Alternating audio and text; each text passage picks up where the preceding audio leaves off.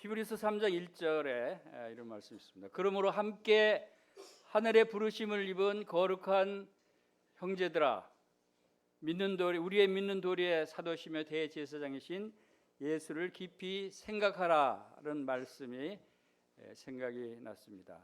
오늘 이 시간 함께 하늘의 부르심을 받은 거룩한 형제 자매님들과 함께 예수님을 깊이 묵상하며 하나님께 신령과 진정으로 예배를 드릴 수 있게 은혜를 베푸신 우리 아버지 하나님께 영광과 찬송을 올려드립니다. 저는 서대문교회가 고향집 같은 그런 생각이 듭니다. 제가 79년 말에 전라도 광주에서 구원을 받고 침례를 받자마자 서울로 발령이 나서 서울 올라와서 처음 모임 생활을 시작한 곳이 바로 서대문교회입니다. 80년대 초죠. 그래서 서대문교회가 제가 처음 모임 생활을 한 아주 뜻깊은 교회다라고 생각하니 좀 설레는 마음으로 오늘 참석을 했습니다. 이렇게 함께 교제케 해주신 하나님께 감사를 올려드립니다. 저는 영등포 교회에 섬기고 있고 또 GNTV 방송 선교를 함께 섬기고 있는 윤명수 형제입니다. 그래서 오늘 말씀은 한 30분 정도 말씀을 상고하는 시간을 갖고 10분 정도 GNTV 선교 사역을 보고 드리는 시간을 갖도록 그렇게 하겠습니다. 사도행전 20장 24절 말씀을 함께 보시면 좋을 것 같습니다. 사도행전 20장 24절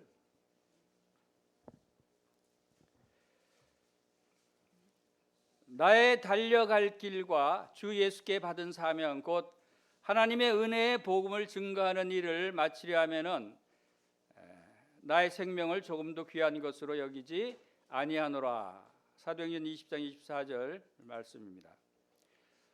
이 말씀은 사도 바울이 밀레도에서 에베소 교회 장로들을 불러서 마지막 고별 말씀을 나눈 그런 내용입니다.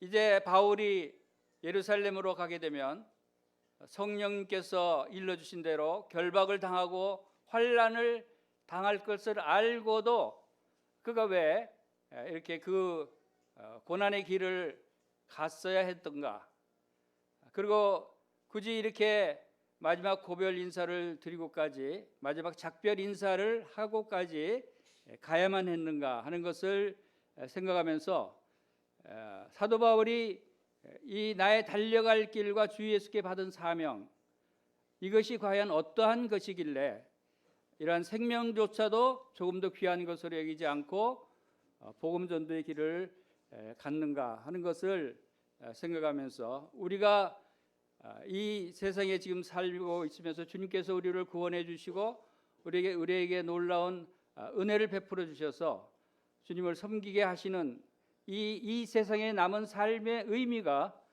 과연 어디에 있는가, 어떤 길을 우리가 달려가야 할 것인가에 대해서 생각하게 됐습니다. 그래서 오늘은 복음 증거의 길에 대해서 사도 바울이 달려갔던 길을 살펴보면서 우리가 나아가야 할 길, 이것이 과연 어떠한 길이 가장 하나님이 기뻐하시는 길인가 하는 것을 살펴보기를 원합니다.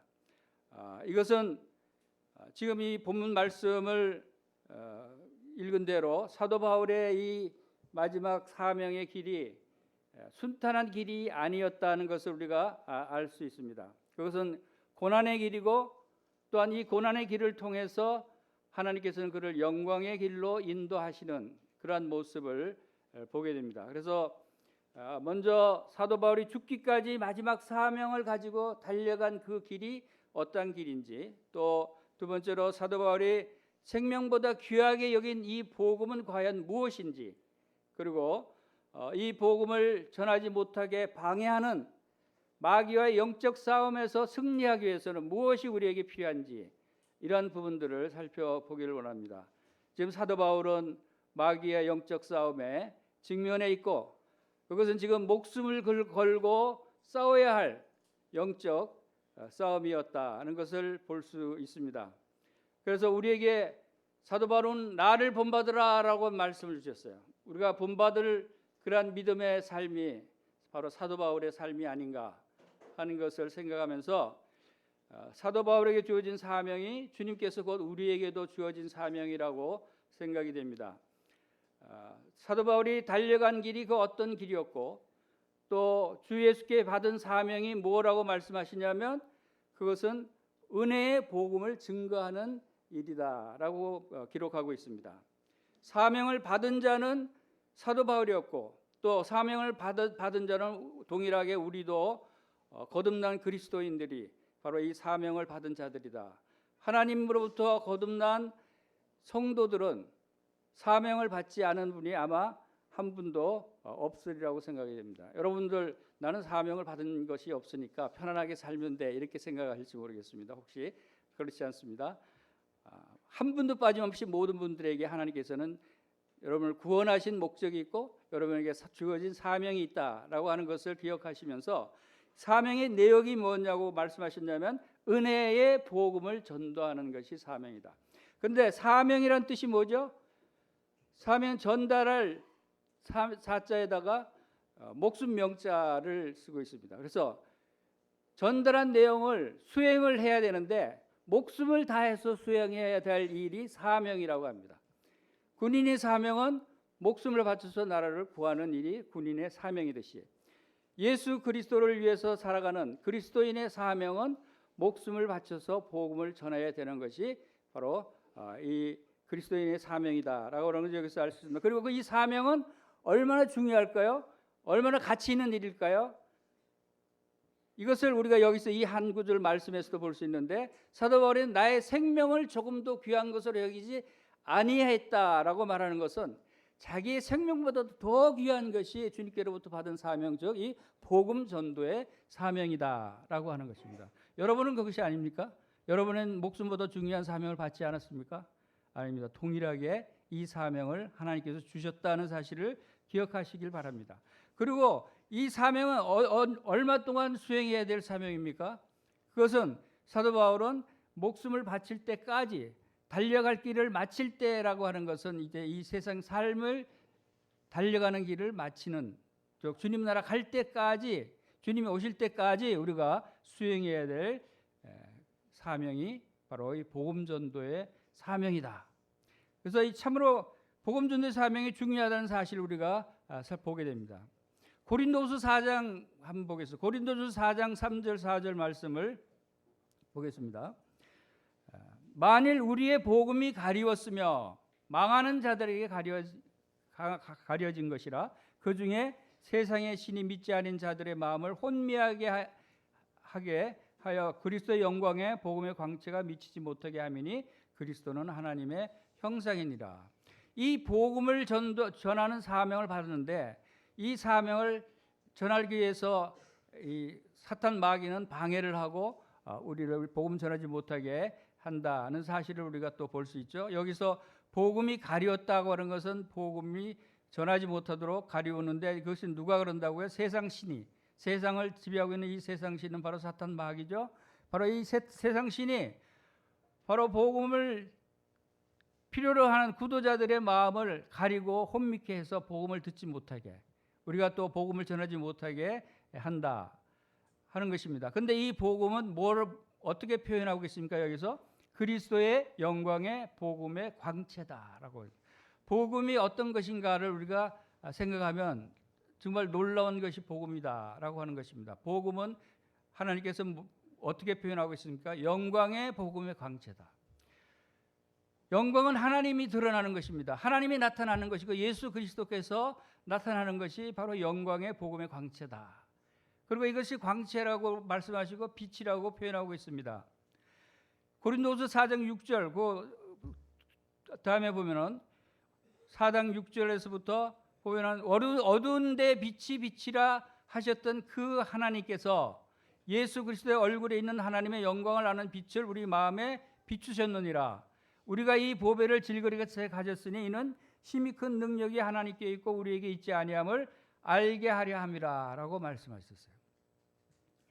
우리에게 이 복음이 어떻게 들어왔는가를 여러분 어떻게 알고 계십니까? 우리가 구원받았을 때 성령이 우리 안에 들어온 내용을 어떤 과정을 통해서 성령이 내 안에 들어왔는지를 알고 있습니까? 예수님 믿으면 성령이 우리 안에 들어오셔요. 그런데 어떻게 들어왔을까요? 그거 성령이 어떤 모습일까요? 내 안에 지금 어떤 모습이 들어와 있을까요? 이 부분을 고린도후서 4장 6절 7절에서 우리가 분명하고 자세하게 알 수 있는 부분이라고 생각이 됩니다. 우리 안에 빛을 비춰주셨어요. 성령의 빛, 여기서 빛이라 하면 바로 성령을 의미하는 것이죠.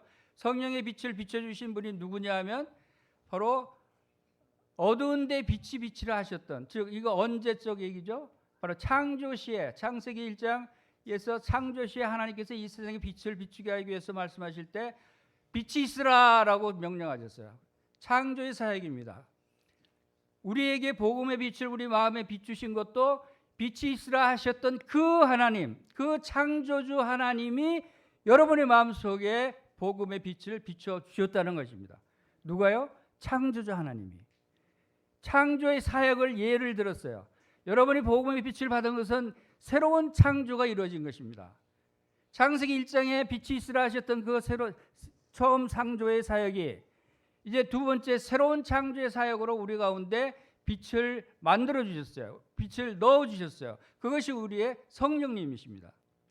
여러분 안에 갖고 계신 예수님, 여러분 안에 거하시는 성령님이 바로 새로운 창조의 결과이다라고 하는 걸 생각하면 바로 하나님께서 우리를 새로운 피조물로 만드셨다는 말씀을 우리가 기억할 수 있습니다. 여러분 이제 새로운 피조물이라고 말씀하시고 여러분 가운데 빛이 새로운 창조의 빛이 비춰주셨어요. 빛이 들어왔다는 얘기는 밝히 드러난다는 것입니다. 밝히 볼 수 있다는 것은 우리 닫혔던 영적인 눈이 뜨여지는 것이고 영적인 마음이 열려지는 것을 의미합니다. 우리가 성령을 받았을 때, 이 빛을 받았을 때 우리 마음이 깨어나지 않았어요? 예수님을 발견하지 않았어요? 예수님이 십자가에서 죽으신 것이 어떤 의미인지, 나의 모든 죄를 담당해서 십자가에 죽으신 그 예수님이 밝히 보이지 않았어요? 아멘 할렐루야 하지 않았어요? 예수님을 영접했을 때 그 현상이, 그 과정이 바로 이 빛이 우리 마음에 비추셨다는 그 과정으로 표현하신 것입니다. 그러고 나서 우리가 이 보배를 질그릇에 가졌다 그랬어요. 이 보배로 표현하십니다. 이 빛이 보배입니다. 이 빛이 예수 그리스도의 빛입니다. 예수 그리스도의 성령의 빛이 우리 마음에 들어오셨는데 그것을 뭐라고 표현하냐면 보배라고 그랬습니다. 얼마나 귀중한 것입니까? 우리의 생명보다 더 귀중한 것이라는 것입니다. 이 보배가, 우리 속에 있는 이 빛이, 이 보배를 질그릇에 가졌다. 질그릇은 누구의 마음입니까? 여러분의 마음, 우리의 마음이에요. 왜 질그릇이라고 표현했을까요? 여러분이 강하게서 여러분이 율법을 잘 지킬 수 어려운 의로운 자가 돼서 이 보배로운 빛이 비춰지신 것이 아니라는 거예요. 질그릇 같은 깨어지기 쉽고 연약하고 약한 우리의 마음 속에 이 보배가 들어오셨다는 거예요. 그러면 이 질그릇의 역할은 뭡니까? 질그릇, 이 빛이 이 보배를 담았을 때 질그릇 속에 보배가 있습니다. 여러분 마음 속에 보배가 되신 예수 그리스도의 복음이 있어요. 이 보배를 드러내고 빛의 역할은 밝히 비춰야 되는 것입니다. 드러나야 되는 것입니다. 많은 사람이 볼 수 있어야 되는 것이에요. 그런데 그렇게 하려면 질그릇 안에 갇혀져 있는 이 보배가 어떻게 보일 수 있겠어요? 질그릇이 깨져야 됩니다. 이 보배는 질그릇이 깨져야 빛이 드러나는 것이죠.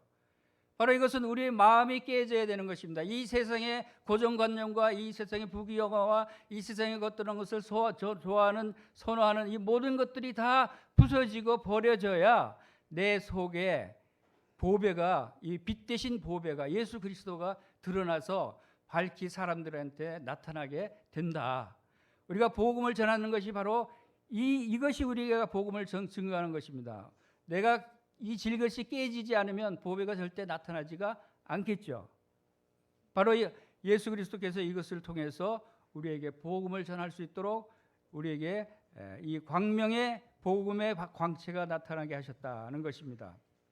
그러면 복음의 빛을 받은 우리가 어떤 역할을 해야 되냐면 빛은 예수 그리스도의 빛입니다. 나의 빛이 아니에요. 예수 그리스도의 빛을 드러내기 위해서는 그 빛을 반사해야 되겠죠. 빛이 가장 잘 반사하는 것이 거울에다 빛을 비추면 빛이 쫙 반사가 됩니다. 그렇듯이 우리 마음속에 들어온 빛이 반사되게 하는 것이 바로 복음 전도하는 것이죠. 우리 속에 있는 속사람이 드러나야 되는 것입니다. 속사람이 예수 그리스도의 성품이, 예수 그리스도의 사랑이, 예수 그리스도의 은혜가, 예수 그리스도의 긍휼하심이 바로 이 빛을 통해서 나를 깨어진 질그릇같이 깨어진 나를 통해서 드러날 때 사람들이 우리를 보고 예수 그리스도를 보게 되는 것이고 복음을 발견하는 것이다 하는 것입니다. 그래서 이 복음의 영광의 광채가 바로 얼마나 놀라운 복음의 영광의 광채가 우리 속에 들어오셨는가를 생각할 때 얼마나 감사가 됩니까? 이것을 깊이 묵상하다 보면 우리가 마음이 뜨거워지는 것을 느낄 수 있습니다. 우리가 흥분되기도 해요. 왜? 질그릇 같은 내 속에 지금 어떤 분이 들어와 계시는가? 무엇이 내 속에 들어와 있는가? 여러분들 생각하시면 이것을 두고 가만 있을 수가 없게 됩니다. 복음을 전할 수밖에 없어요.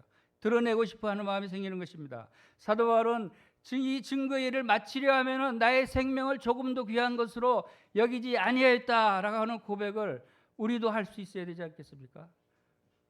이 먼 옛날 2000년 전에 사도들의 얘기가 아니라 왜 이 성경 말씀을 우리에게 주십니까? 우리들에게 이 말씀을 적용하라는 것이고 이것이 곧 우리에게 주시는 주님의 하나님의 말씀이다라고 하는 것입니다. 베드로전서 5장 10절 말씀을 보겠습니다. 베드로전서 5장 10절 말씀을 통해서 바로 이러한 영적 싸움, 복음 전도하는 사역에 있어서 우리가 무엇이 필요한가? 지금 왜 복음 전도의 사역을 잘 감당하지 못하고 있는가? 왜 여기에서 우리가 등한히 하고 있는가? 무엇이 부족해서 이러한 현상이 일어나는가 하는 것을 살펴보기를 원합니다. 베드로전서 5장 10절 말씀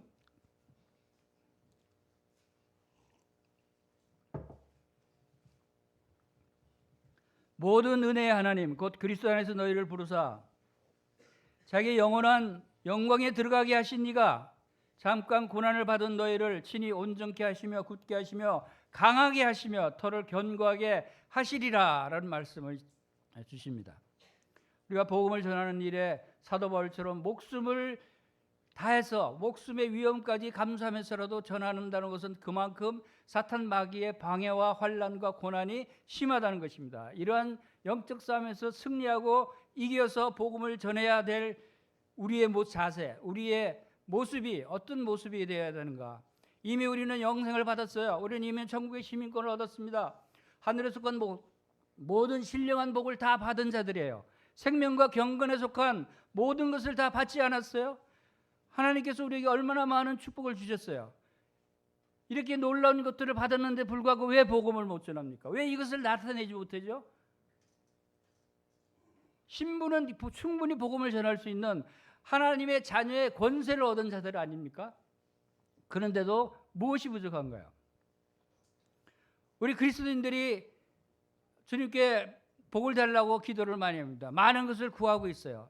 여러분 주님을 위해서 무엇을 구합니까? 무엇이 필요합니까 여러분에게?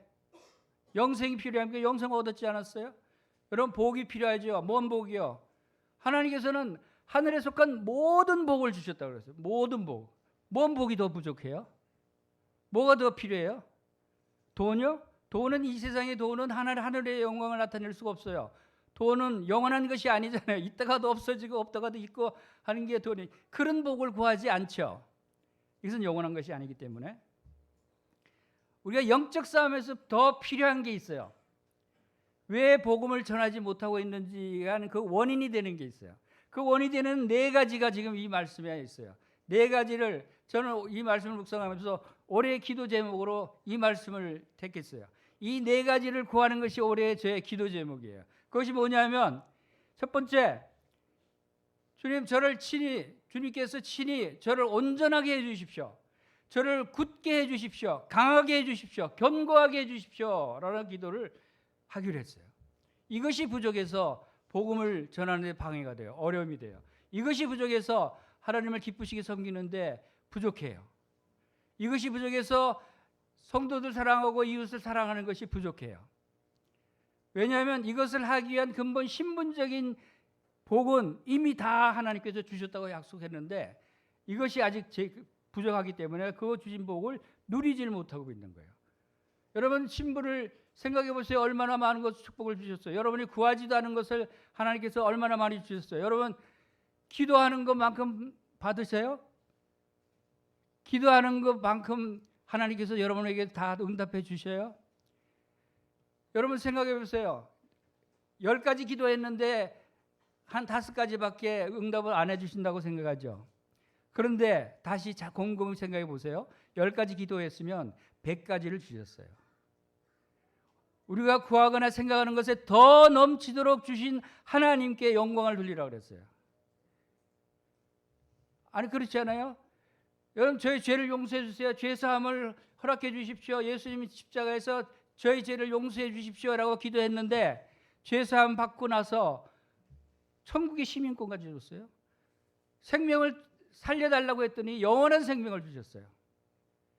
복을 주십시오 했더니 한두 가지 복만 아니라 모든 신령한 복을 다 주셨다고 그랬어요. 우리가 한 가지를 구하면 10가지를 주시는 하나님이셔요. 왜냐하면 여러분을 얼마나 사랑하시냐면 여러분을 사랑하셔서 누구를 내어주셨어요? 자기 아들 독생자를 내어주시기까지 사랑하셨어요. 이 독생자라는 것이 얼마나 귀한 아들이에요. 하나밖에 없는 아들. 자기 목숨보다 더 귀한 아들. 이 독생자를 내어주신 하나님이 그 아들과 함께 모든 것을 은사로 주시지 않겠느냐라고 말씀하시는 거예요. 여러분을 믿는 하나님, 여러분의 아버지가 바로 이런 하나님 아니세요? 우리의 영적인 싸움을 위해서 필요한 것을 여러분 하나님께서 주셨어요, 안 주셨어요? 하나님의 전신갑주를 입혀주셨잖아요. 영적 싸움에 승리하기 위해서 주셨어요. 전신갑주 안 받은 분 계세요? 여러분 다 전신갑주를 받았어요. 믿음의 방패를 받으셨죠. 구원의 투구를 받으셨죠. 진리의 허리띠를 받으셨죠. 의의 흉배를 받으셨죠. 복음의 신발을 받으셨죠. 성령의 검 말씀을 받았잖아요. 그래서 왜 주셨어요? 사탄과의 영적 싸움에 승리하라고 주셨어요. 하나님의 군사가 됐잖아요. 하나님의 군사가 돼서 승리하게 했으면 무기가 있고 방패가 있고 있어야 승리하잖아요. 적과 싸우기 위해서. 그것을 위한 모든 준비를 다 갖춰 주셨어요. 여러분 안 받으셨어요? 안 받으신 분은 믿음이 없는 거예요. 하나님은 다 주셨어요. 지금 여러분 하나님께 이런 것을 주십시오 기도해 보세요. 그럼 하나님 뭐라고 그랬을까요? 내가 너 줬잖아. 줬는데 왜 또 달라고 그래? 왜 믿음이 없이 자꾸 똑같은 걸 또 달라고 그래? 여러분 지금 영생 주십시오 기도해요? 천국의 시민권 주십시오 기도해요? 저는 복 많이 주십시오 기도해요? 기도하죠. 복 주십시오 기도하면 하나님 뭐라 그러실까요? 모든 복을 다 줬는데 모든 복을 또 달라고 그래? 그러지 않겠어요? 근데 왜 연약해요? 왜 우리가 약해서 힘이 없어서 복음도 못 전하고 그래요? 바로 이 4가지가 부족해요. 더 온전케 돼야 되고 굳게 돼야 되고 강하게 돼야 되고 터가 견고하게 돼야 되는데 여기서 무너져 버리는 거예요. 쉽게 말해서 믿음의 방패를 받았어요. 방패를 들고 적의 화살을 막아야 되는데 방패를 들 힘이 없어요. 믿음이 없어요. 성령의 검 말씀을 받았는데 성령의 검을 말씀을 휘두를 힘이 없어요. 약해 빠졌어요. 믿음이 없는 거예요. 진리의 허리띠를 또 찾는데도 불구하고 여러분 얼마나 여러분 복된 사람들입니까? 우리 모임에서 신앙생활을 한다는 게 얼마나 복된 자들인가를 생각하면 참 감사가 돼요. 저는 GNTV를 방송하면서 이것을 얼마나 감사한지 몰라요. 이 진리의 말씀 또 진리의 복음 이것이 모든 사람들에게 들려지게 복음의 광채의 빛을 드러내야 된다라고 하는 생각하면 참으로 마음이 즐거운 마음이 있어요. 이 GNTV를 방송을 듣고 서대문교회에 오신 두 분도 계시는 줄 알고 있습니다. 얼마나 좋은 모습이에요. 진리를 찾아오신 거예요. 바로 이런 것들을 다 주셨어요. 이것을 우리가 군사는 강해야 되고 힘이 있어야 돼요. 그것을 지금 우리가 구해야 될 거예요. 우리가 온전케 돼야 되고 굳게 하시고 강하게 하고 틀을 견고하게 해 주시도록 기도할 때 하나님께서 우리에게 입혀주신 전신갑주를 통해서 사탄과의 영적 싸움에서 승리하는 삶을 살게 될 줄로 믿습니다. 이것이 바로 우리가 구해야 될 것이고 하나님께서 이것을 구할 때 주시기로 약속하신 것입니다. 첫 번째 기도 제목이 뭐라고 그랬죠? 하나님, 저를 온전하게 해 주십시오. 완전하게 해 주십시오. 우리가 이 세상에 살면서 온전한 영적 축복을 받았지만 그러나 이 세상에 육신 안에 거하기 때문에 여전히 질그릇 같고 부족한 부분들이 많이 있어요. 영육 간에 강건하게 되고 영육 간에 온전케 되기를 우리가 구하는 기도가 필요한 겁니다. 하나님께서 나를 온전하게 해 주실까? 의문이 들죠. 나 같은 자가 어제 온전한 하나님의 군사가 될 수 있을까? 그러나 하나님께서는 여러분을 위해서 무엇을 내주셨어요? 여러분을 위해서 어떤 일을 행하셨어요?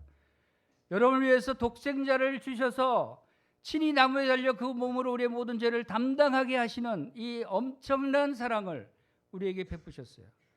그런 사랑을 베푸셔서 우리를 온전하게 구원하시고 온전한 거룩함에 이르게 하시고 우리의 죄를 다시는 기억하지 않겠다고 하신 그 하나님께서 우리 아버지가 되셨어요. 그 아버지께서 여러분을 영적으로 이 세상 사는 동안 여러분을 온전하게 이루어 주시지 않겠습니까? 너희 안에서 착한 일을 시작하신 이가 그리스도 예수의 날까지 이루실 줄을 우리는 확신하노라 라고 빌립보서 1장 6절에 말씀하고 있어요. 주님은 여러분을 온전케 만들어 주시기를 기뻐하셔요. 바로 이 모든 은혜의 하나님 곧 그리스도 안에서 너희를 부르사 자기의 영원한 영광에 들어가게 하신 이분이 여러분을 온전하게 해주신다는 것입니다. 이 말씀에서 자기의 영원한 영광에 들어가게 하실 것이다가 아니고 이미 여러분은 하나님의 영원한 영광에 들어가 있는 하나님의 자녀들이다라는 것을 분명하게 말씀해요. 과거형으로 써졌어요. 자기의 영원한 영광에 들어가게 하신 이라고 그랬어요. 하실 이가 아니라. 여러분은 이미 하나님의 영원한 영광에 들어와 있어요. 여러분이 예배를 왜 드립니까? 예배 아무나 드릴 수 있는 게 아니에요. 하나님의 영광 가운데 들어온 거예요. 예배는 하나님의 자녀들의 영광 가운데 들어왔을 때 하나님께서 기뻐 받으시는 것이 예배예요. 그래서 신령과 진정으로 예배를 드리는 것이 아닙니까? 얼마나 감동되는 것이 예배입니까? 예배가 참으로 귀중한 것입니다. 그리고 로마서 8장 30절에 이렇게 기록되어 있습니다. 또 미리 정하신 그들을 또한 부르시고 부르신 그들을 또한 의롭다 하시고 의롭다 하신 그들 또한 영화롭게 하셨느니라. 저는 이 말씀을 읽으면 너무 아주 벅차요. 하나님이 나를 사랑하셨어요. 나를 사랑하고 계셔요. 사랑하셨는데 언제부터 사랑하셨어요? 나를? 이 세상을 창조하기 이전 영원한 때 전부터 그리스도 예수 안에서 나를 사랑하셨다고 그랬어요. 그래서 나를 정하셨어요. 택하셨다고 그랬어요. 그리스도 안에서 나를 택하시고 택하신 나를 그리스도 안에서 부르셨다고 그랬어요. 그리스도 안에서 너희를 부르셨다고 그랬어요. 여러분을 이미 부르셨어요. 그리고 부르신 그들을 또한 의롭다 하셨다 그랬어요. 어떻게 의롭다 하셨어요? 우리의 모든 죄, 모든 허물, 모든 것들을 예수님 십자가에서 다 갚아주시고 다 용서하시고 이제는 온전한 의로움, 온전한 거룩함에 이르게 하신 것이 바로 이 놀라운 사랑 아닙니까? 이제 의롭다 하신 것으로 그것만으로 얼마나 만족해요? 얼마나 기뻐요? 그런데 또 있어요. 우리를 의롭다 하시고 나서 또 어떻게 해주셨어요? 여러분을 친히 영화롭게 하셨다 그랬어요. 의롭다 하시고 또 영화롭게 하셨다. 영화롭게 하실 것이다라는 표현이 아니에요. 영화롭게 하셨다라고 분명하게 과거형으로 말씀해 주셨어요. 여러분이 이미 영화롭게 된 자들이다라는 거예요. 하나님의 영광 안에 들어왔다는 것이에요. 우리의 믿음이 왜 약해지고 의문이 생기고 힘이 없고 연약하고 실족하고 하는 줄 아세요? 이 믿음이 없기 때문에 그래요. 이런 확신이 없기 때문에요. 이미 하나님께서는 모든 것을 내게 주셨고 나를 이미 하나님의 영광 가운데 들어오게 하셨고 나를 영화롭게 하셨다. 내가 이러한 가운데 있는 자다라고 하는 믿음이 있으면 왜 약해지겠어요? 왜 연약하게 지겠어요? 왜 실족하겠어요? 왜 의심이 들겠어요? 이 세상 모든 만물 중에 이렇게 확신을 가지고 있는 성도만큼 더 강한 자는 이 세상에 아무도 없어요. 성도들보다 더 강한 자가 어떤 피조물이 있겠어요? 왜냐하면 성도들 안에는 하나님이 계셔요. 창조주 하나님이 여러분 안에 계셔요. 영광의 빛으로 여러분 안에 들어오셨어요. 이것을 모르기 때문에 아직도 질그릇이 깨지지 않고 그냥 꽉 닫고 있기 때문에 드러나지 않고 자기도 깨닫지 못하고 그냥 연약한 상태로 살고 있는 것이 아닙니까? 복음을 전하기 위해서는 이것부터 변해야 돼요. 이것부터 우리가 알아야 되는 것이에요. 그래야 복음 전하는 것은 영적 싸움이에요. 사도 바울이 목숨보다 더 중하게 여겼듯이 어떤 어려움과 피곤함. 저는 지난주에 연휴 기간 동안에 월요일부터 토요일까지 어제까지 필리핀 산마리노 지역 의료 선교하고 어제 아침 비행기로 왔어요. 몸이 피곤하긴 하지만 그래도 힘이 나요. 주님이 함께 계시기 때문에. 그 평생 병원에 한 번 못 가본 그 주민들, 그분들에게 의료 서비스를 제공한 거예요. 한국에서 가장 큰 병원에 가장 유명한 의료진들을 모시고 가고 사람들이 그냥 구름같이 몰려오는데 다 받을 수가 없어. 진료하는 기간 3일 동안에 400여 명을 진료했는데 그것도 다 잘라낸 거 그냥 돌아간 사람들이 많을 정도로. 그런 광경을 보면서 하나님의 사랑이 참 놀라운 사랑이구나. 이것을 그들이 얼마나 감사하고 얼마나 하나님께 고맙게 느끼는 걸 볼 수 있었고 그들의 마음이 열려 있어서 복음을 잘 받아들이는 것을 볼 수 있었어요. 복음은 바로 이러한 일들을 우리가 감당하기 위해서는 우리가 영적으로 온전한 자가 되어야 된다라고 하는 것을 볼 수 있습니다. 두 번째, 굳게 해달라는 기도가 있습니다. 두 번째, 우리가 굳게 하는 것은 흔들리지 않고 굳게 지탱하는 것이죠. 그리고 하늘에 무지개가 뜹니다. 무지개가 얼마나 아름답습니까? 근데 잠시 딴 데 보다가 돌아보니까 무지개가 또 없어져 버렸어요. 아무리 아름답고 좋던 것도 잠시 있다 사라지는 것은 소용없는 것이에요.